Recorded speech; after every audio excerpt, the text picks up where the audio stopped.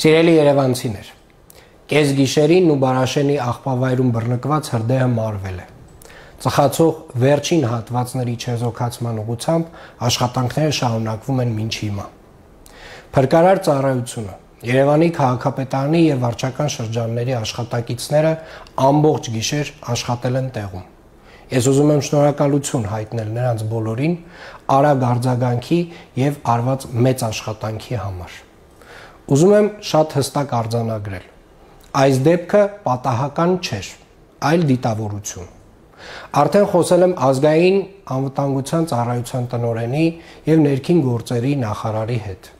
Հրդեհի հետ որևէ կապ ունեցած անձ կհենթարկվի պատասխանատվության օրենքի ամբողջ խստությամբ։ Եվ ես երաշխավորում եմ, այս դեպքը չի կարող մնալ անպատասխան։